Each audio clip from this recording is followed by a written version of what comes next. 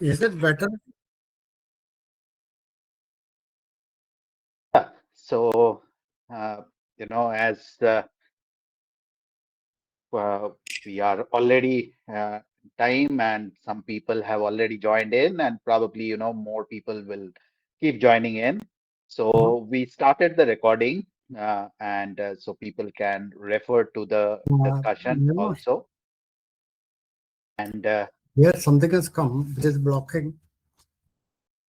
yeah, Uh, so welcome everyone. Welcome for joining in. On a Saturday morning. Good morning to all of you, and I am your host, Shubhankar Bandyopadhyay. I am the founder and director of Strap Aerospace.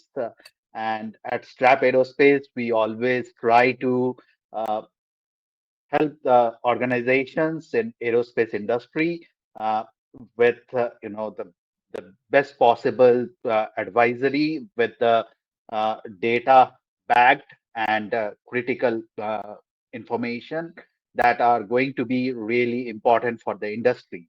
And true to that spirit, we have this very important topic today to discuss on, which we believe is a very critical topic for the aerospace and aviation industry. So welcome to the webinar for the aircraft safety hazard for severe threat to aircraft flight safety from thermal soaring birds.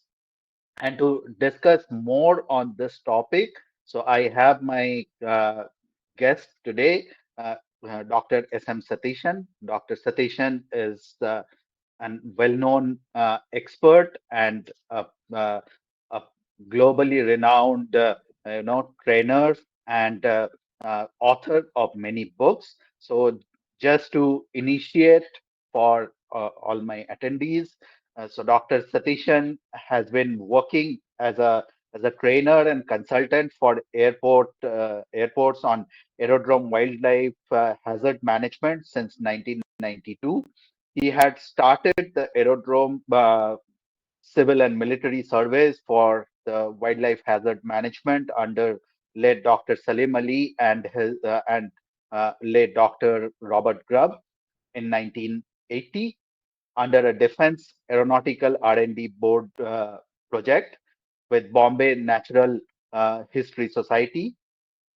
He had worked with GMR Delhi Airport from 2006 to 2009 and as a freelancing expert consultant on the airport wildlife uh, hazard management since 2010. Dr. Satishan has published two books. So his first book on aerodrome wildlife hazard management was released in March 18 to 2026, and his second book on how vultures poses challenge on aerodrome operations and aircraft safety was published on May 2026.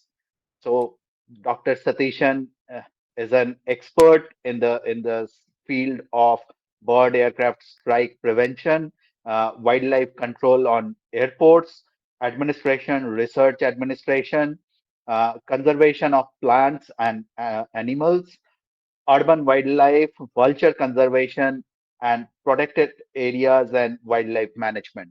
So I welcome you, Dr. Satishan, and thank you for joining us for the discussion today. So uh, I would like to, understand uh, from your career journey uh, some snippets of how you got involved in this very interesting topic, and then we take this discussion forward. So thank you. Thank you very much, Shubhankar Bandyopadhyay, and your other people assisting you. Actually, can I go back to 1980 on a time machine to Agra, Please, where we started off? please. Actually, I had a neighbor who was a senior wing commander or above. He asked me, "Are you interested in gliding in Agra flying club. I told yes, definitely. Because I want to see how vultures glide. Because going up in thermals is easy without anything, and gliding is the most interesting part of it. So I told yes, I am ready. I went there. Then I knew that it's a winch operated glider. Mane, Jeep will be taking the glider ahead when it gets the necessary speed or the velocity. It will be untied and it will take off. Once you reach a good height, as it is possible, then they will try to manipulate the coming down, whether in straight line or in circles. So I told that I would like to see the Agra city. So one can be circle.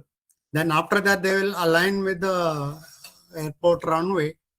Actually, it is not an airport. It is smaller flying club. Then it will come down. And when it is touching the ground, people have to hold it. So that way. So that gliding part was very, very interesting. So we understand how vultures use thermals to reach long distances for their food searching. That is called foraging. So we want to know first how thermals are formed.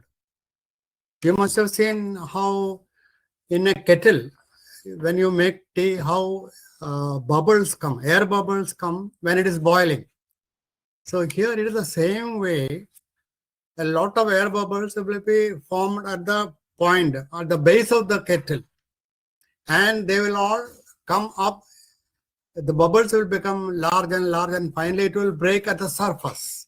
In the same way on the uh, ground, on the earth, sunlight will reach the heat of the ground by radiation, then it will spread by conduction, and then it will heat up the air by convection. So these are nothing but convection currents that heat up the air or water in the kettle. So they are all similar. So because of this similarity, there's birds which are converging towards a thermal. They are called a group of birds. It's called kettle. It is a word used. Kettle is a group of birds which are converging to soar up in the thermals. And the action that is going up in thermal is called boil. So it is typically connected to kettle and boil. So in this, there are different types of soaring. Vultures, kites, and lot of raptors, lot of water birds, they pick up passive soaring. Passive soaring means they will just keep their wings open in an angle, say 25 to 35 degrees, and then they will be just taken up along with the updraft. It's like a spring or say spirally accelerating upwards, these birds. So each thermal can be maybe 3 to 4,000 feet or still above. And they will end in a cumulus cloud. All this warm air going up, they will be getting cooled down, then finally condense into cumulus clouds. So all these thermals will end up at the base of a cumulus cloud. And several of these thermals can be there, each one having a height of 3 to 7,000 feet. And sometimes it can be still more. If the sky is clear, can be 10,000 to 15,000 also, or 20,000 also. And how many thermals can be there in one area? That depends upon the height of the thermal into 2.5 or 3 times. So in that distance, you will get another thermal. So what these birds do, they go high up in the thermal to the altitude they want. From there, they glide down to pick up another thermal. Just like we go from one bus to another, or from one vehicle to another, or bus and train, they pick up thermals. So using the thermals, they go cross-country distance, long distances for foraging to find out where a carcass is available in the case of vultures, or other birds where a carcass dump or a garbage dump is available, or a sanitary landfill is available. So this is a normal routine. And how many thermals can be there in an area? There is no measure. As I told you, suppose it's only 3,000 feet. 3 times of that means it is only 3 kilometers. So every 3 kilometers you are having a thermal. Then you can count the number of birds that can be held by these thermals. So these things are not happening inside the aerodrome. So there is no control by the safety practitioners or the wildlife hazard managers on this. They don't know what is happening. Even the pilot does not know because there is no time available with the pilot to take an evasive action unless and otherwise they know at what distance it is and it is detected on time. So we want that some system should be there in the aircraft also, not only on the ground in the airport. In the aircraft also to detect these things at least 10 kilometers away. I heard that Tata advanced system, they have got a Rajak 50 ULR. ULR means ultra long range. ULR system which can detect an aircraft at a distance of 50 kilometers and a drone at a distance of 10 kilometers. So why don't we change that system to suit our needs? And that can be placed in the aircraft so that we can detect, there's a pilot can detect. And also on the ground, see the ground safety practitioners can detect. So that they are detected well before an aircraft approaches runway or it is in initial or final climb so that a collision can be avoided. So that is about the normal passive uh, passive soaring. This Got it. is there for all vultures and all raptors, small or large, and large in numbers. Say at least 150 species are noted as high flyers, and they can be in higher altitudes also. But out of this, at least 75 species are highly threatening aircraft flight safety. So another type is it is called orographic lift. When high-speed winds hit cliffs, vertical cliffs or mountain faces, they are taken or catapulted up in high speed and they can go to even more than 20,000 feet. What soaring, normal soaring, passive soaring cannot take means it can be 20,000 to 40,000 feet. That is how once a Ruppel's Griffin hit an aircraft at that height, 37,000 feet, the highest altitude recorded so far. And that feather, with the feather identification, the US Museum of Natural History, Smithsonian Institution, they could identify. One Roxy Leban, she is no more now. She used to identify. She is termed as a feather detective. Could identify that it is a Ruppel's Griffin. That's how we knew that at this height it is possible.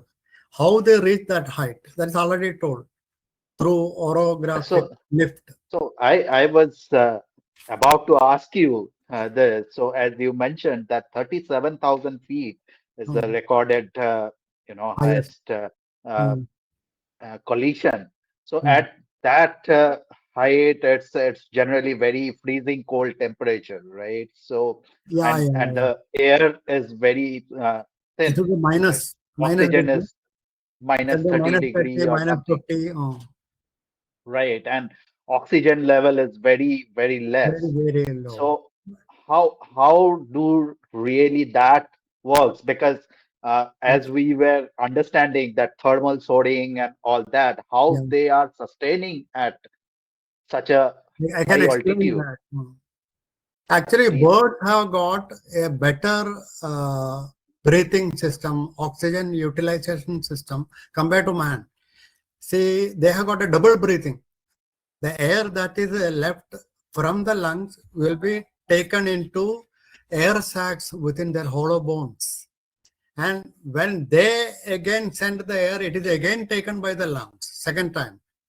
So maximum oxygen from that air is already taken, and their hemoglobin is also highly efficient, much more efficient than us. So they can utilize the full oxygen in that. So that is how they do it. Otherwise, it is very, very difficult. Freezing temperatures means minus 30, minus 50, which is more than the Himalayas. It will be. So they somehow manage with their habit. That is mainly the genes. It is written in the genes. So they say all the things are taken by the genes and fired by the environment. So both have got a thing to play, but genetical thing is more important. But at the same time, if you do captive breeding, the new formed chicks or the juveniles, they have not experienced the free ranging life. So it may be difficult for them. Otherwise, they learn from siblings, from all. And all these birds in a thermal, they communicate with each other. The information sharing can be about a food source, can be protection from predators, or can be just enjoying the cool atmosphere. When it is very warm below, in these heights, higher elevation, higher altitudes, it is very cool. So they are enjoying life in that way. Once the food is in, they will go up and they will come only in the evening before roosting. By that time, they must have identified the next food source also. Okay, that is about thermal story. Yeah. Okay. Okay. So moving on to probably, my next question. So you have recently published two books, right, on the aerodrome wildlife hazard management and also on the vultures, how that is important to enhance the aircraft flight safety. Uh, so if you can, provide some more insights about the snippets of uh, the important points from those books which our attendees can take away. Actually, we started this work in 1980, and the work was started because of vulture collision induced air crashes. And every year from 1980 to 1994, we had one air crash due to vulture strike. So even though we knew this, we never knew the reason before we started the work. So I found out that this was just because of unplanned urbanization. In the 1960s and 70s, we were having all villages, and suddenly they decided to make some into cities like Delhi, Bombay, Calcutta, Chennai, all this. So what happens is that suddenly employment is available in all these newfound cities. So all the villagers ran towards the cities without even looking for whether the facilities are available or not. Then the villagers found this a good chance to make money. They took all their cattle and all other things, village and all to the cities to sell meat and milk to the people. So that way it was good. But then when the animals started dying, they didn't know how to dispose it of, nor the municipality. They were also inefficient. And actually the disposal of carcasses were inefficient and insufficient.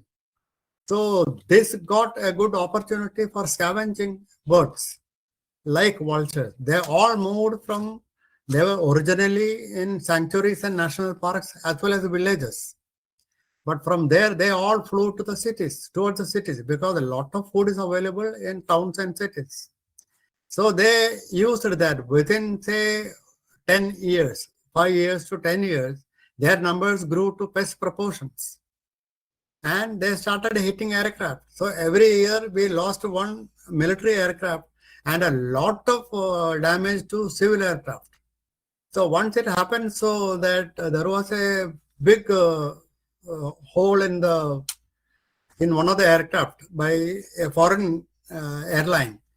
So I asked them the details. He was telling that we cannot give you the details because that is against our policy in our country. It used to be Malaysian airline. Then I told him, if you give me the details, it will help us because we have to solve the problem here. It is not about one aircraft or one airline. So we had a lot of problem in getting the data.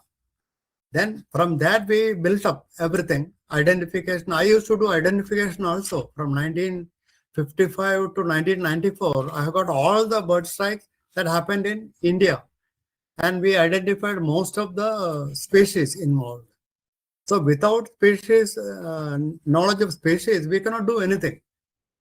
Then we found out that 25% of the bird strikes were due to vultures, 20% due to kites, and another 5% due to other raptors, which meant 50% of the things are due to raptors. Means vultures, then kites, then all other eagles, all things.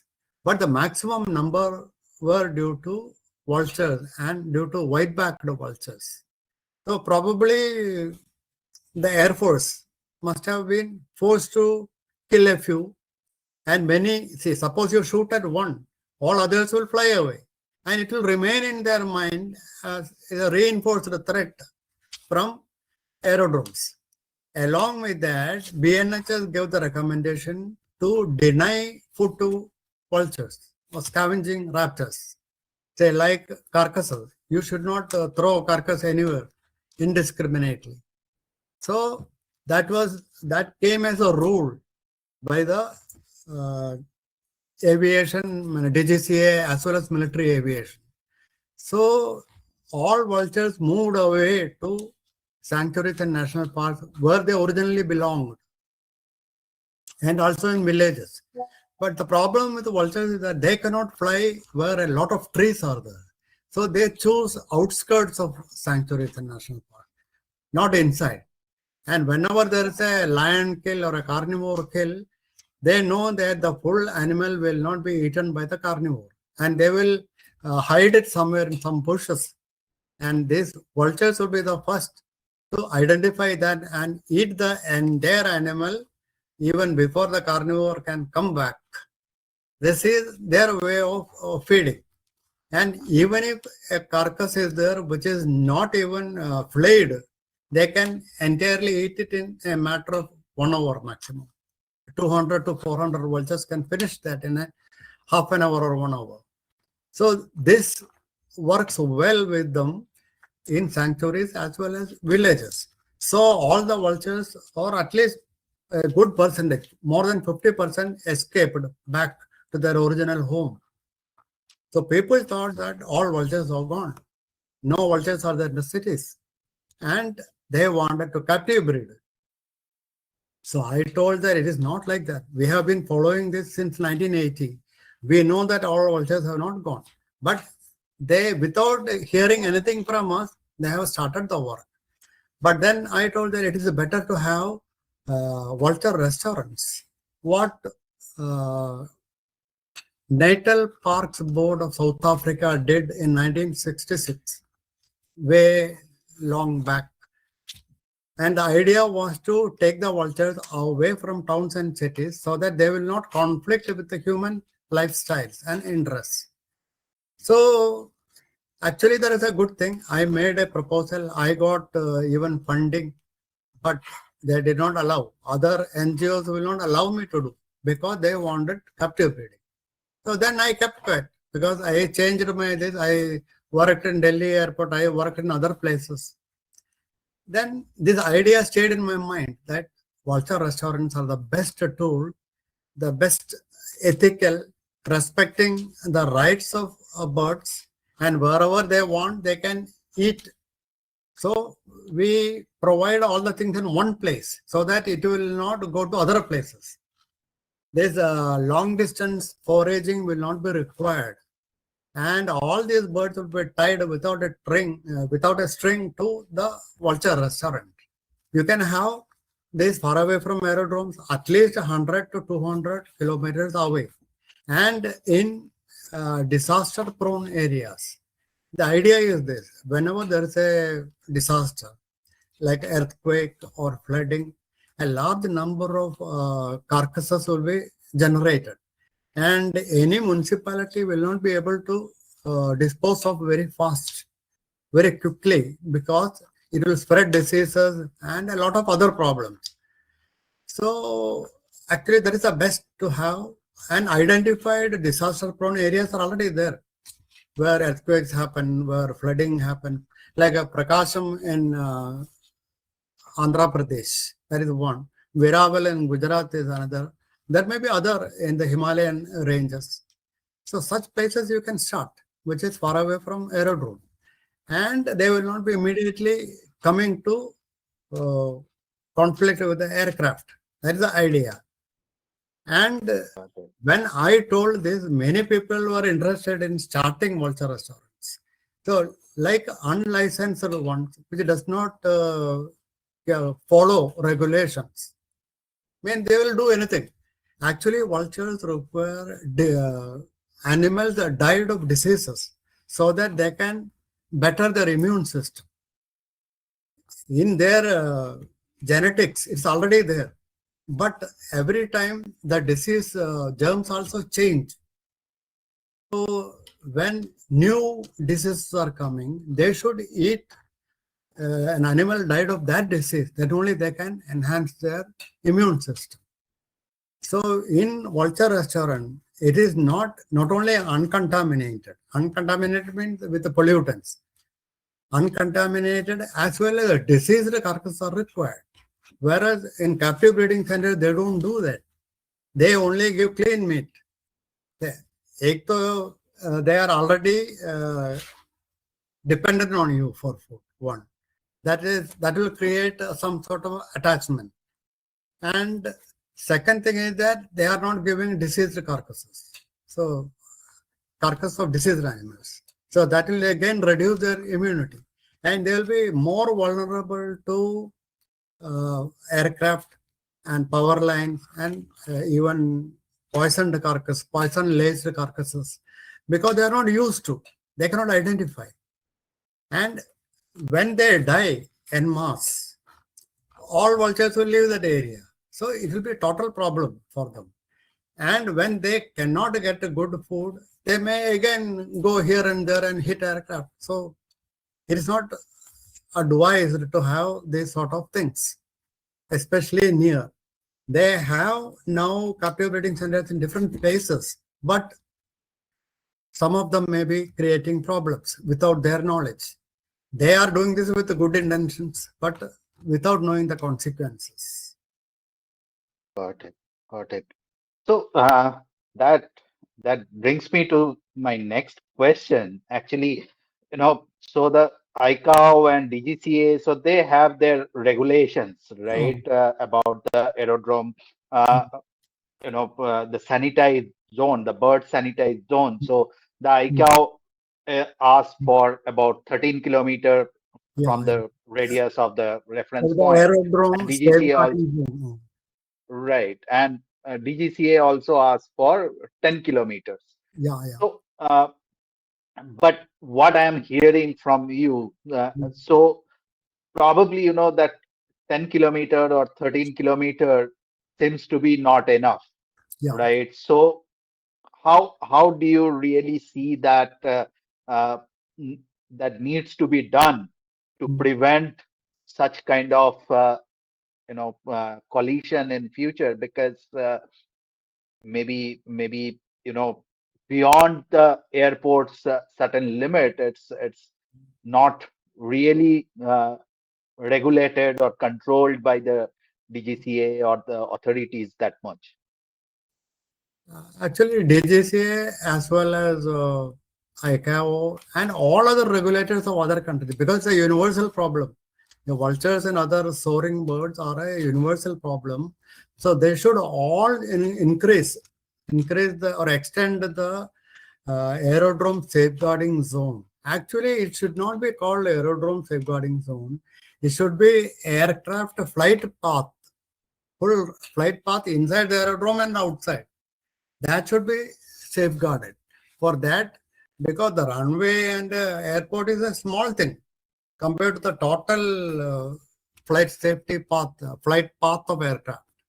So in order to protect that, they have to extend this zone of 13 kilometer or 10 kilometer to at least 100 kilometers for civil flights and 200 kilometers for military flights, because their aircraft goes much higher speed and low level.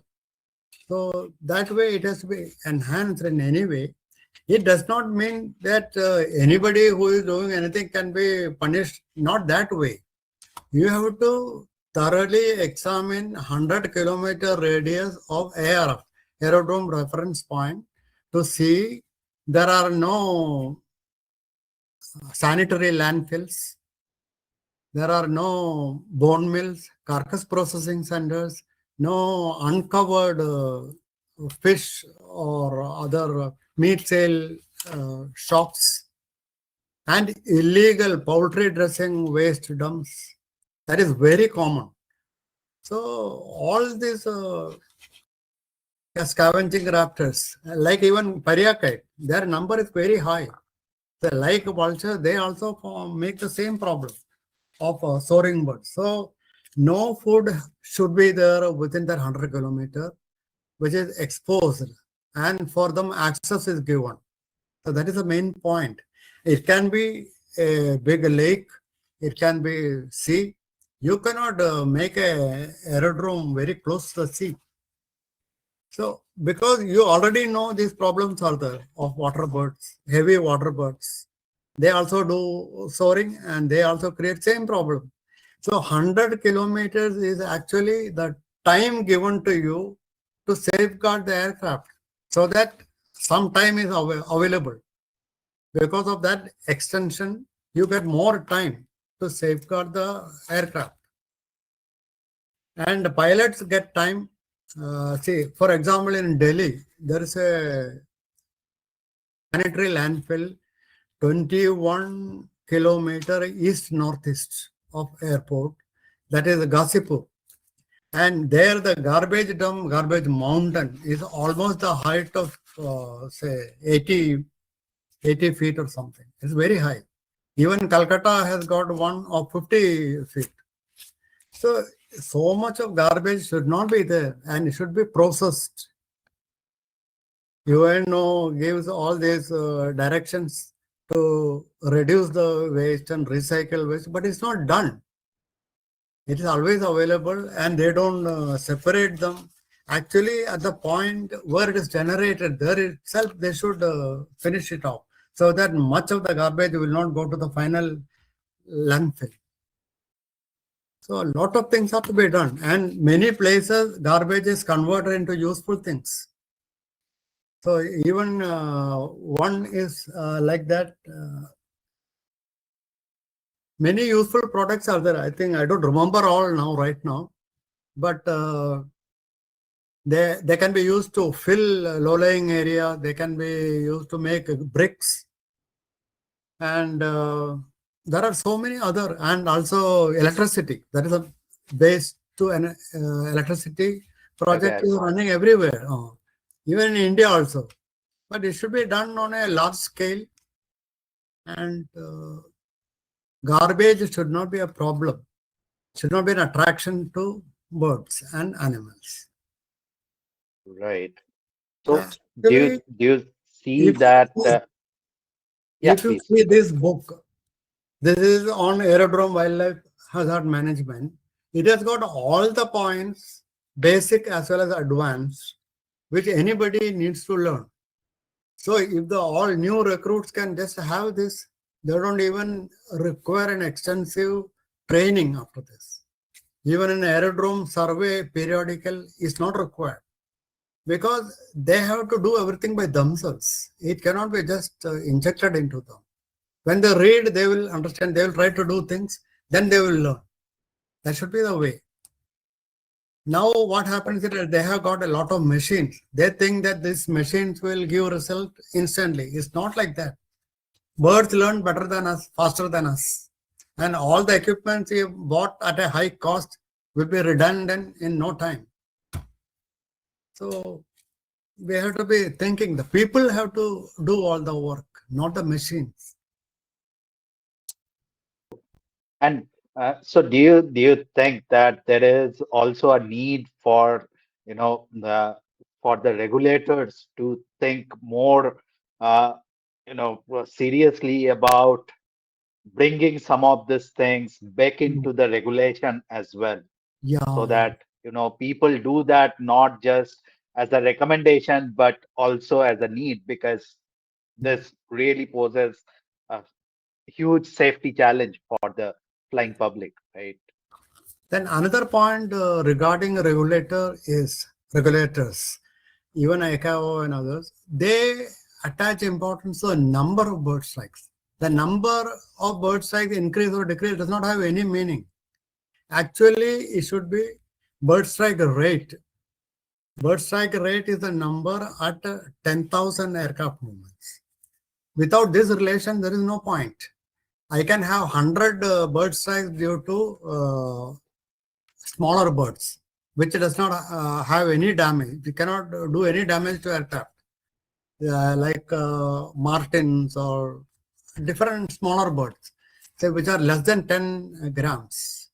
So there's no point in the numbers, but how many damaging incidents, accidents you had, how many high impact damage you got because of this bird strike. That is more important. So reducing bird presence, reducing bird concentration, reducing bird strike rate, and accidents due to flocking birds and large birds. That is important. So everything is included in that.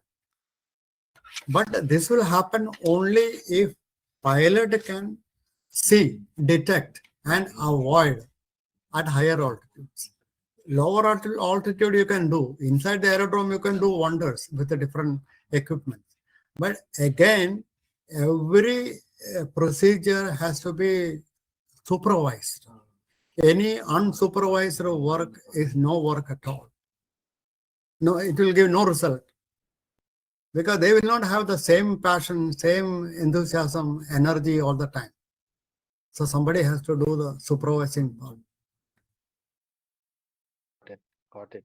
So that probably brings me to the last question. Mm. Today. So after that, I'll open up for questions from attendees. Yeah. So how can the vultures be conserved, or vultures or these birds can be conserved without they colliding with the aircrafts, and thus preventing the en masse uh, uh, death of the vultures, as well as the aircraft accidents and crashes can be avoided. So what's your thought on that? Yeah, actually, what happened? Many people have never worked on vultures. They think that it's a big boon to us from God or nature to prevent our diseases spreading, infectious diseases spreading. So, in fact, they are the life insurance as well as health insurance plan of nature is right. But when you increase their numbers, how do you curtail them? It's not possible. So first only you have to keep them as optimum numbers. This unplanned urbanization did all the wrong things, but you cannot turn it back. So the only way is to take them away from aerodromes, away from cities and towns. And for that, I suggested this in 1999 to have Vulture restaurant in one or two places, first as a pilot project, then do it more sincerely and effectively. But that itself was thrown out. It is already done in South Africa and they're still doing it from 1966 onwards. Building a Vulture restaurant, all details are there in my book, how to do it. And what happens is that it is open from above. You are giving all the facilities inside. Food, water, bone chips, everything is taken care of. So that these birds will roost nearby a Vulture restaurant. They will nest only nearby. and we want their numbers managed. That is the main part of it. We don't want excessive numbers. We want optimum numbers of scavengers to do their scavenging job only. And they will do their job. They will enjoy feeding. They will fly high. Everything is there. We are not curtailing anything. But they will not go far and wide in search of food because the food is already given in one place or a few places, selected places. That is one. And second thing is that uh, if this happens, all other food sources have to be cancelled. You cannot throw carcasses in sanitary landfill. You cannot have a vulture restaurant which is not following these rules. Many people have started as they wanted to do something for nature like that. Their passion in that is okay, but it's not done properly. A lot of restrictions are required. You cannot just give food any number. This number has to be controlled so that their population can be controlled. That is the main idea. And many people, many places, they have already started captive breeding. That also has to stop. If you don't do that, they will start again hitting aircraft and creating other problems. This already has happened because after 1994, many air crashes were not there. But again, it has started in 2012 in Nepal. There was a vulture strike induced air crash in Nepal in 2012. Then a second one in Jammu in 2015, where the helicopter crashed, killing all the occupants. And a third one in 2025, last year, for Indigo aircraft that was going from Patna to Ranchi at 3,000 to 4,000 feet high. That altitude, it hit, and the nose cone was destroyed. And definitely after that height, it has to be having an emergency landing. So people will be all afraid. They don't know what had happened. So such scenarios can be saved. So we cannot allow vultures to be going everywhere. They should do their work. And even otherwise, we have got municipalities and municipal corporations to do the job. Just because vultures are there, they are not doing their job. So that creates all the problem. We should not give any leeway to them. Let them do their work properly. And where they cannot go during disasters and in valleys, rugged mountains where their vehicles cannot go, let vultures do the job. That is what I feel the correct way to do. More ethical, and we are not reducing their rights or rights of way management is done. They can go anywhere, but because all facilities are in one place, they will be adhering to our needs. That is that's the idea. And even in America, say they are having California condor captive breeding. They have got the money, but do we have the money to spend like this? What can be otherwise used for other programs? And a vulture restaurant can do the same or better work than captive breeding. Why should we do that? And the products of captive breeding, they are definitely vulnerable. Even California condor, some of the new birds, juveniles, had hit power lines. So it is very clear that they are more vulnerable to threats. So why should we do that? So we can always avoid, and we can have more ecologically sensitive, more correct methods to enhance vulture numbers and also optimum numbers. So in that way, both the birds as well as the aircraft both are saved. Thank you. I think there are, you know, I see a lot of things can be done, which are probably, different people from different mindset they are trying to do, but probably in a much more structured way, in a right manner that can be done. And your books and your ideas are really great and helpful on that direction. So thank you for sharing all this. So I now open this to any questions from any of our attendees. So if you have any questions, please raise your hand so I can unmute you and you can ask the question, or you can write down your question in the Q&A uh, section as well. Or if you have any questions later on also on some of the follow-up points, feel free to reach out to me so I can definitely work with Dr. Satishan and Yeah. share more uh, details. So I think Mr. Kannan, I think you raised the hand. Mhm. You you have some question. Please go ahead. Okay, so we have already one question on the Q&A box. Mhm. So the main constraint is the budget. So how do you think that it can be, Budget for budget for cons conserving and as well as uh, enforcing this kind of certain regulations to ensure for the regulators. So how that can be really done. actually some discussion is required at higher levels on this. And we have to justify whatever expenses are there, and always the loss will be much higher. You can always think that 15 aircraft lost to military cannot be small. It is 70 million US dollars every year for one aircraft. And the civilian damages I have not taken into account. It's only for military they have lost so much. So we cannot afford to lose people, trained pilots, and even passengers who does not know what is happening. They are losing their life.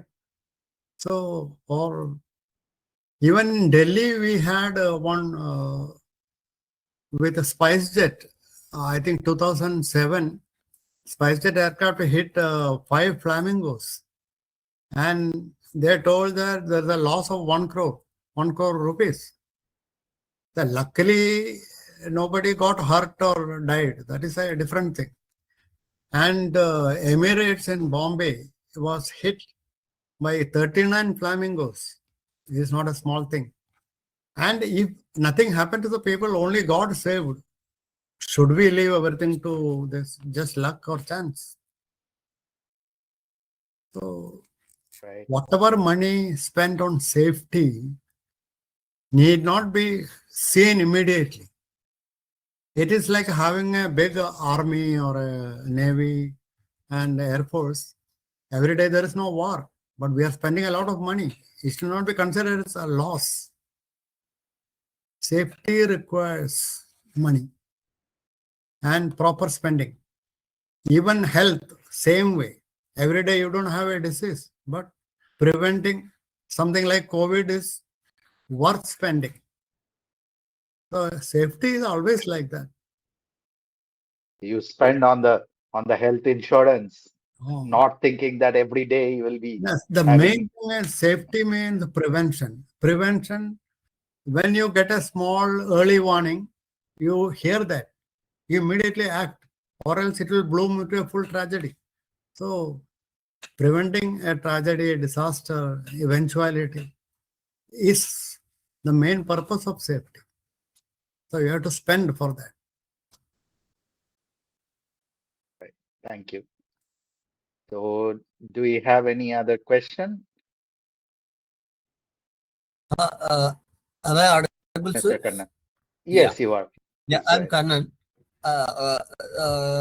Good morning to both of you, sirs, and other participants. And in the case of Vulture Restaurant, I have some personal opinion, sir, citizens. the carcass disposal is very difficult. Once the cattle or any kind of animal dead, even it is smaller size, shifting is very important. Translocation to the restaurants is very, very difficult. And country like India, it is very difficult, I feel. It's not like the country that we have in Africa, the landscape. I mean, especially if you take into the case of Western Ghats, I agree. They moved into one open areas, small population. But there are some cases that will be hit on the roads of Ooty. Shifting them to those places is a difficult task. So practically it is difficult, like country like India. I'm not blaming. While writing a proposal for one of my friend, I was thinking in that way. So taking to that location, I mean to the restaurant is very, very difficult. It is only a example I'm saying. The other airports, the other landscapes are different. Thank you. Actually, I could show the Vulture restaurant that South Africa created, and they got beautiful this all the things, all the restrictions, everything they have mentioned in that I fully put in my book, and how birds can come freely, they can eat, and also it can be a good study center. Means the birds, without the birds seeing us, you can study, you can photograph. And so it will be a very good research oriented this also, not only helping the birds or helping aircraft. You can have all researchers from other countries also visiting this place to study about the vultures or whatever they do. So I was very much attracted towards that idea. I'm not talking about the idea. The shifting of the carcasses is very difficult. That is the thing that I wanted to highlight. I'm not against about the restaurants or other things. If the dead cattle or livestock lying on the road, we should be shifted to the restaurant. Road kills, you are saying. That is very difficult in India. That also can be used, but the problem is the number of feeds have to be regulated so that the number of the birds remain always optimum. We don't want to increase the numbers unnecessarily. That is why you can see in North India and South India, if you compare, in South India, the vultures are less because they don't expose the carcasses unnecessarily. So that is one thing. And here also, we should first decide how many vultures we want in an area. Suppose 400 or say 1,000 will do. Don't unnecessarily increase the numbers. Then they will go away from this area. They will find out some other place. Like that, the number increases. How many aircrafts we need? How many? Aircrafts we need. How many aeroplanes that we need? How many aeroplanes have? That we need. No, that is another thing. Say, your requirement. Say, are you ready to go in a bullock cart now? No. Can you go in a bicycle to office? No. So people are not ready to go in bus also. They want aircraft now. So there is no limit to that. That is again left to us. We are trying to control something which is in our hands. For human being, there is no end to aspirations. There is no necessity for high-speed aircraft actually. Why do you want to reach from one place to another in 5 hours, which can take 10 hours or 15 hours? So it is actually our own problems. Say larger aircraft, wide-bodied aircraft, high bypass engines, all the modifications, all improvements, we think they are good to us. Actually, they are taking us to a colossal destruction very fast. So all improvements are not improvements. They are actually finishing up our time. So time is the only possession we have. That you manage properly. All other things will come. Right. So, yeah, do you have a follow-up question? What is that? Mr. Kannan, you were saying something? I said thank you, sir. Okay, okay. Right. All right. Do we have any other question? Don't see any other question right now. So feel free to reach out to us in case you have any follow-up questions. So we'd be happy to share. And thank you, thank you, Dr. Satishan, for your time and sharing all this perspective. I really appreciate you for your time and effort. And I also really appreciate all the attendees for, being here on a Saturday morning and asking some really good questions. So thank you everyone and have a great day. I appreciate your way of asking questions, and Thank it's really useful to the people. you. Thank you. Have a Thank great you. day. Thank you.